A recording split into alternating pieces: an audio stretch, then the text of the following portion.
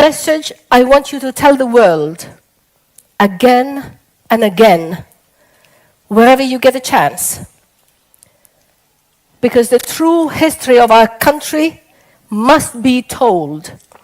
Because there are too many people who know nothing about Somaliland, who know nothing about our history, who know nothing about the geographical location of Somaliland, who are spreading wrong information about us. Now, for those who may know, and for those who need to know about the facts about Somaliland, whether they wish to recognize it or not, I will share with you the factual history of my country, Somaliland.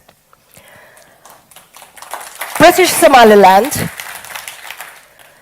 was British Somaliland Protectorate, and it was established in 1884. Our borders were marked following treaties between France, Britain, Italy, and Ethiopia in order to define the French territory of La Côte Française des Somalie, British Somaliland Protectorate, and La Somalia Italiana. But here's the question. The question that we ask you, the question that we ask the world. What makes the other borders, the other African borders, the colonial borders, legal and permanent, but makes the borders of Somaliland illegal? It's a question I am asking the world. Somaliland has the same borders today that it had when it was established in 1884. It had the same borders as our independence from Britain in 1960. And it had the same borders when we separated from Somalia in 1991. Now, since our independence, which is 55 years old, our independence from that British protectorate was negotiated and was born not through conflict, but it was not self-declared. It was a negotiated sovereignty that followed a royal proclamation from Her Majesty Queen Elizabeth II, which makes our independence from Britain total, legal, and binding. In 1960, Somaliland was the 12th independent African nation. And it was senior to 42 African countries who were still under colonial rule in 1960 when Somaliland became independent. Somehow, these 42 countries are among the current 53 members of the African Union who, ironically, have given themselves the authority to determine the fate of Somaliland. After independence, Somaliland became a member of the United Nations and was immediately recognized by 34 UN member states, including the 5 permanent members of the Security Council. 64 years later, since we have neither resigned from our membership in the United Nations, nor given it away to anybody, we still claim ownership of our independence and that of our membership in the United Nations. In fact, it is our neighbor, former Italian Somalia, who piggybacked on the existing UN membership of Somaliland, which we had already secured 5 days before Somalia even became independent. The fact that Somaliland was the senior mother country to which Somalia united is also overlooked by the international community. The international community grants our former junior partner a de facto position of ownership over Somaliland. The truth is, Somalia does not legally own that position, nor can Somaliland be considered a breakaway region, because Somalia, who allowed to join us, neither owned or bought any part of Somaliland, nor has annexed Somaliland through a military conquest. It is also worth mentioning here that the Act of Union, which would have formalized the unification of the two sovereign Somali states, was never ratified by the parliaments of the two countries.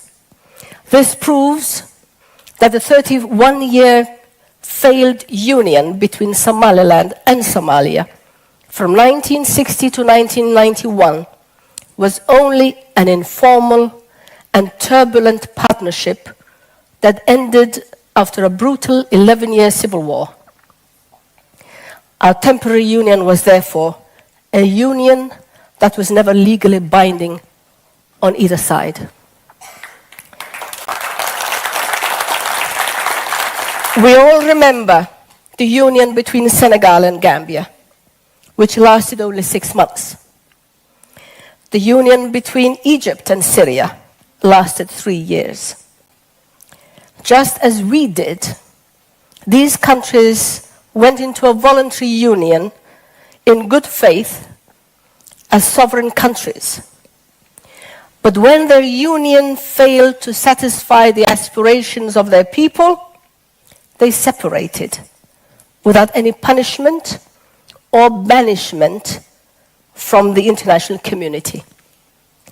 On the contrary, Somaliland is being punished, and Somaliland is being banished for doing exactly the same as these countries did.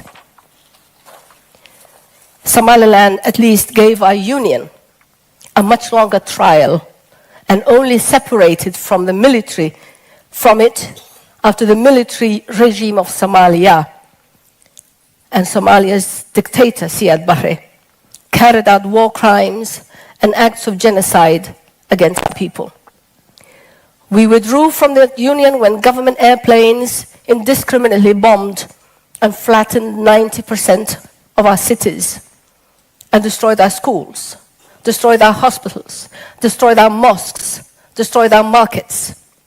We withdrew from it when tanks and heavy artillery pounded civilian dwellings without pity. During those 11 years of genocide and mass killings of civilians, the world did absolutely nothing to stop the carnage of our people. Where was democracy? Where was the justice? Where was democracy then, when thousands of women and children were massacred? Where was democracy when over 500,000 of our people became internally displaced? Where was democracy and where was justice when an additional 1 million sought shelter in camps in Ethiopia, in Djibouti, and many came to Sweden and other countries where they could find refuge?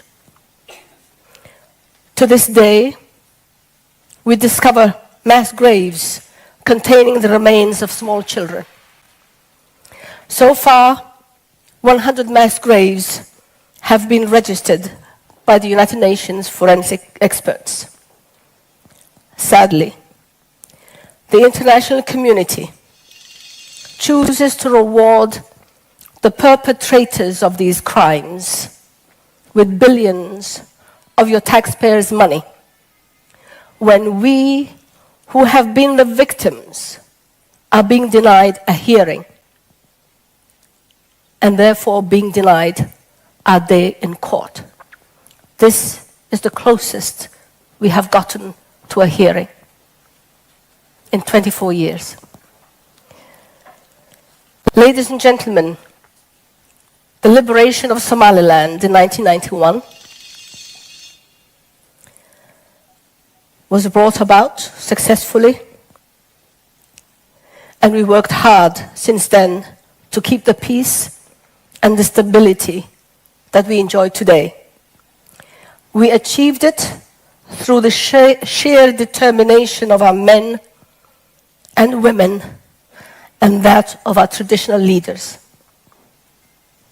Unlike the 16 or 17 or 18 Somalia peace conferences that were held in different countries and which were all heavily funded by the international community, peace in Somaliland is totally homegrown and was funded entirely with our own resources. That is why peace holds in Somaliland. To this day, it holds because we wish it to hold. After the liberation, we held several peace conferences.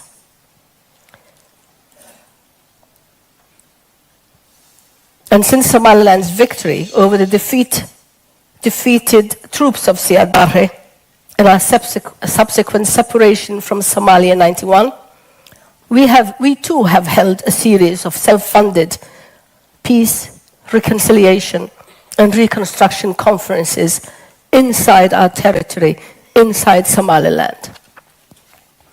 The first conference was held in Berbera in February 1991, when I was in Somaliland since that time.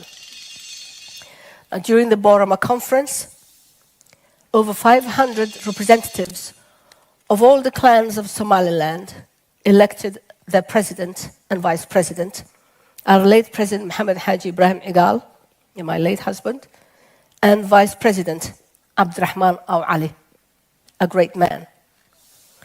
Immediately, Somalilanders had no choice other than to start rebuilding the country on a self-help basis.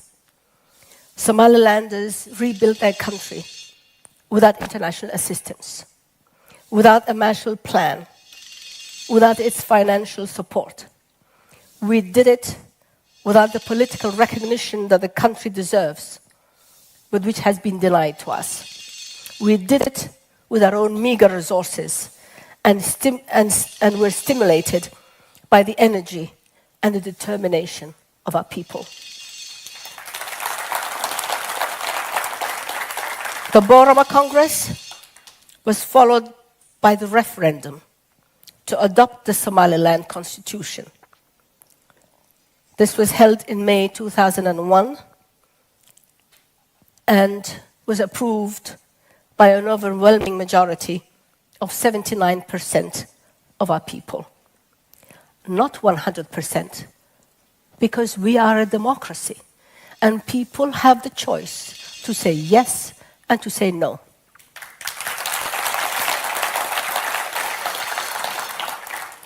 Voters also reaffirmed their support for the country's sovereignty, which is consistent with the basic human rights of people to seek self-determination as contained in the charters of the African Union and that of the United Nations. In December 2002, we held our first local government and parliamentary elections. In April 2003, we held our first presidential elections. Having then completed a long and difficult transition from a traditional clan-based political system, we moved to a stable, multi-party democracy in Somaliland. We have held several other political elections which have all been successful, democratic, and which have all been witnessed by the international community. The presence of Sweden as observers was welcomed and appreciated. We are preparing for another fair, free, and democratic presidential elections and hope that Sweden will be with us once again. Many recognized countries in Africa cannot boast of such an exemplary record. In Somaliland, that is what we call democracy in action.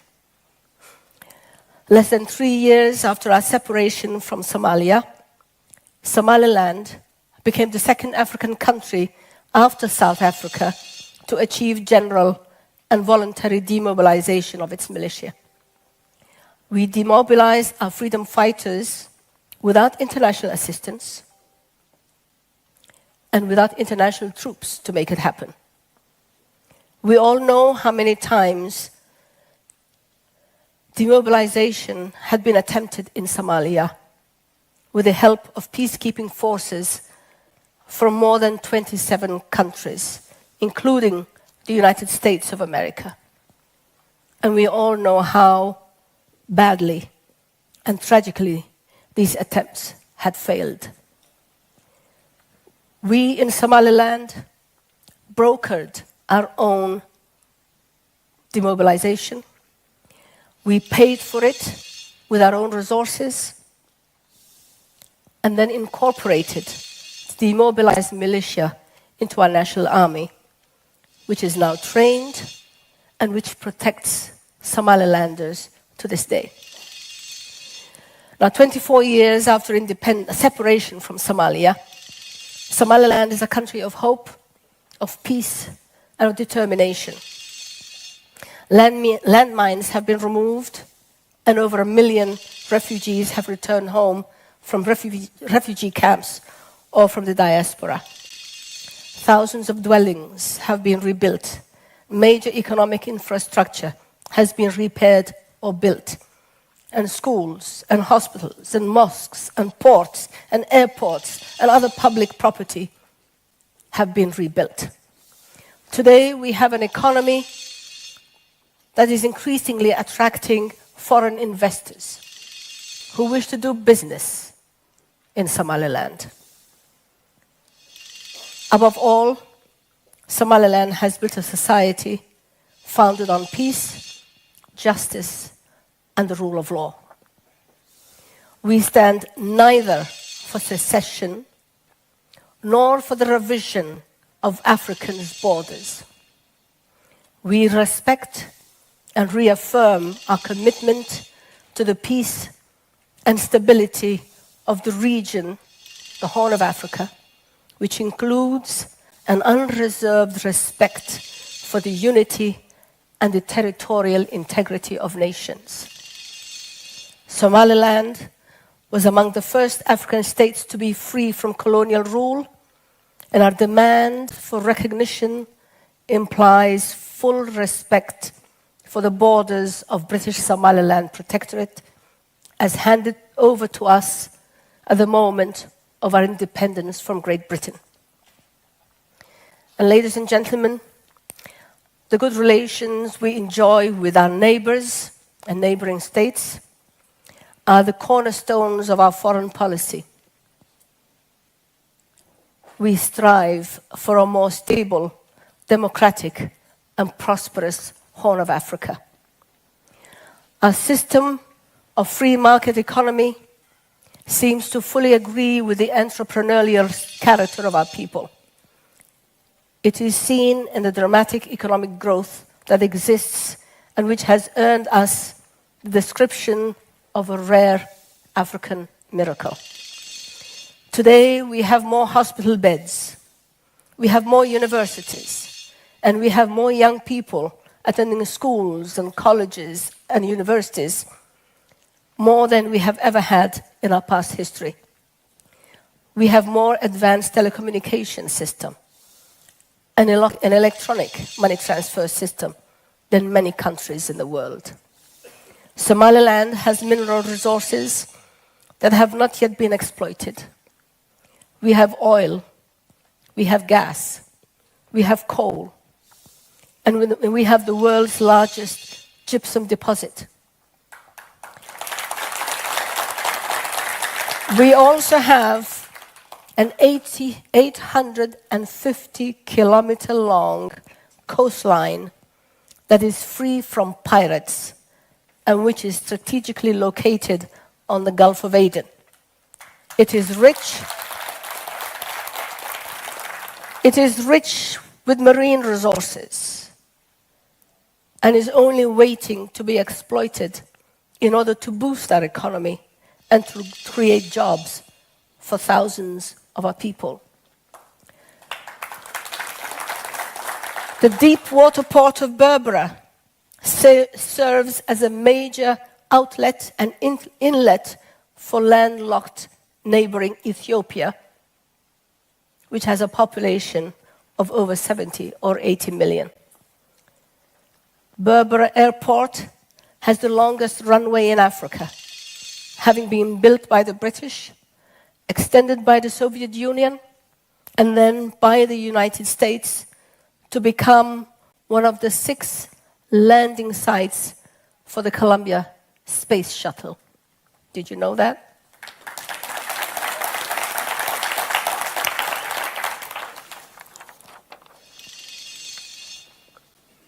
Regretfully, even though Somaliland is a country that can be considered a rare African success story,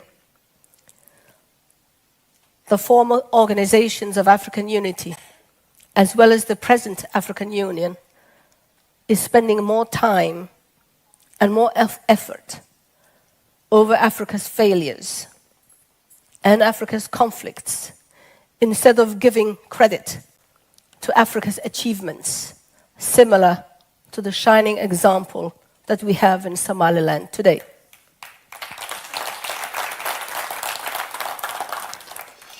Independence and sovereignty for Somaliland is a reality with no turning back of the clock. What remains